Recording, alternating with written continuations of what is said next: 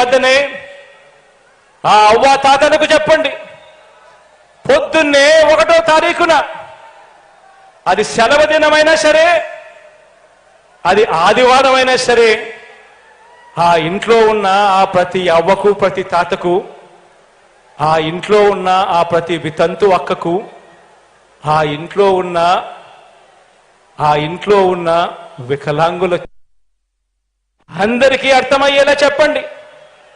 1వ తారీఖున పొద్దున్నే చిక్కటి చిరునవ్వుతో, అది సెలవైనా ఆదివారమైనా, నేరుగా మీ ఇంటికి పెన్షన్ రావాలంటే అది ఒక్క జగన్ ఉంటేనే జరుగుతుంది అని చెప్పి ప్రతి ఇంట్లోనూ చెప్పండి.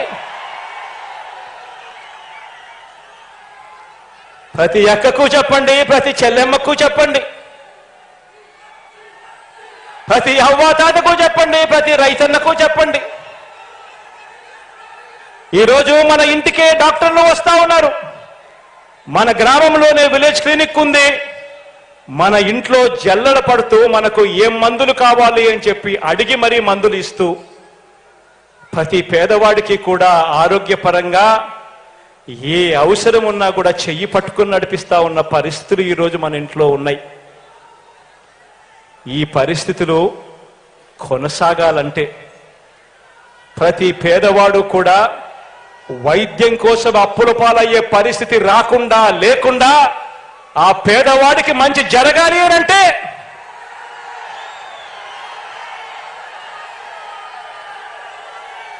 మీ జగన్ ముఖ్యమంత్రి అయితేనే అది జరుగుతుంది అని చెప్పి ప్రతి ఇంటికి వెళ్ళి చెప్పండి.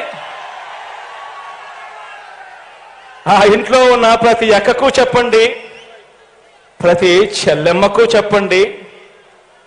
ఈరోజు ఆ ఇంట్లో ఉన్న ప్రతి అక్కకు ప్రతి చెల్లెమ్మకు చెప్పండి, ఈరోజు తమ పిల్లలను బడికి పంపితే చాలు, ఆ పిల్లల చదువులు చదువుకుంటా ఉన్న ఆనందాన్ని చూసి వాళ్ళ మేనమామ ఈరోజు ఆ అక్క చెల్లెమ్మలకు అమ్మఒడి ఇస్తా ఉన్నాడు. ఆ ప్రతి అక్కకు చేయూతనిస్తా ఉన్నాడు, ఆసరా ఇచ్చాడు, అండగా నిలబడ్డాడు. 0 వడ్డీతో అక్క చెల్లెమ్మను తోడుగా ఉండి నడిపిస్తా ఉన్నాడు ఆ అన్న ఆ చెల్లెమ్మలను. ఆ ప్రతి అక్క చెల్లెమ్మకు చెప్పండి, ఇంత ఆర్థిక స్వాలంబన ఆ అక్క చెల్లెమ్మలకు రావాలన్నా ఉండాలన్నా అది కేవలం మీ జగన్ ముఖ్యమంత్రిగా ఉంటేనే జరుగుతుంది అని చెప్పి ప్రతి అక్క చెల్లెమ్మకు చెప్పండి. ఈరోజు ప్రతి రైతన్నకు వెళ్ళి ఆ రైతన్నకు చెప్పండి, అన్నా గతంలో రైతన్నల రుణాలు మాఫీ చేస్తాను అని చెప్పి మోసం చేసిన పెద్ద మనిషి పాలన చూశాం. ఈరోజు మాత్రం జగనన్న మాత్రం మాట చెప్పాడు, రైతు భరోసా ఇస్తానని చెప్పాడు. చెప్పిన దానికన్నా ఇంకా ఎక్కువే ఇచ్చిన మీ బిడ్డ పాలన మీరు చూశారు. ఈ రైతు భరోసా సొమ్ము ప్రతి సంవత్సరం మీకు చేతికి అందాలన్నా, మీకు ఉచితంగా ఇన్సూరెన్స్ రావాలన్నా, మీకు సమయానికే ఇన్పుట్ సబ్సిడీ రావాలన్నా, ఒక ఆర్బీకే వ్యవస్థ కొనసాగాలన్నా,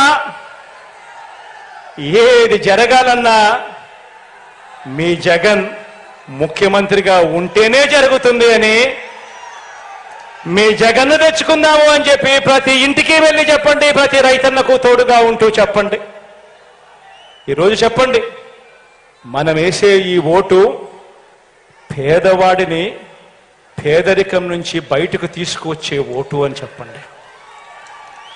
మనం వేసే ఈ ఓటు ఇక్కడి నుంచి 10-15 సంవత్సరాల తర్వాత మన పిల్లలు నిటారుగా నిలబడి పెద్దల పిల్లల మాదిరిగా అనర్గళంగా ఇంగ్లీష్తో మాట్లాడుతూ పెద్ద పెద్ద కంపెనీలతో లక్షల రూపాయల జీతాలు తీసుకుంటూ మన పిల్లలు మన తలరాతలు మార్చే ఎన్నికలు ఈ ఎన్నికలు అని చెప్పి ప్రతి ఇంటికి వెళ్ళి చెప్పండి.